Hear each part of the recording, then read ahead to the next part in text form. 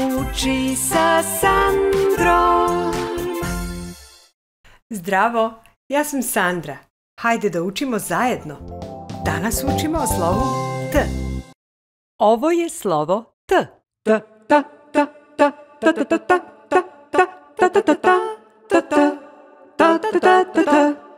T je prvo slovo u reči tata. T, tata. T, telefon. T, toster. Ovo je T, T, T, T, T, T, T, ovo je T. Slovo T, ovo je T, T, T, T, T, T, T, ovo je T. Slovo T. T je 26. slovo abecede.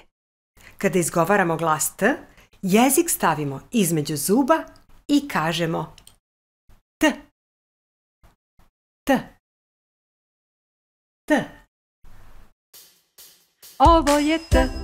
T, T, T, T, T, T, ovo je T. Slovo T, ovo je T. T, T, T, T, T, T, ovo je T.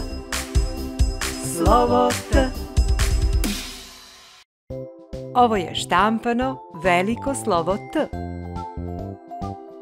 Ovako izgleda štampano malo slovo T. Ovo je pisano veliko slovo T.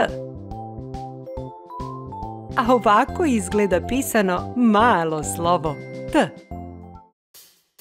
Ovo je T. T, T, T, T, T, T, ovo je T. Slovo T, ovo je T. T, T, T, T, T, T, ovo je T. Slovo T. Možeš li da prepoznaš slovo T u ovim rečima? Poster. Statua. Lopta. Vetar. Hajde da se igramo zanimljive geografije. Evo na slovo T, ja ću da kažem grad, planinu i biljku. Grad neka bude Tunis u državi Tunis, planina Tara, a biljka Tisa. A sada je na tebe red.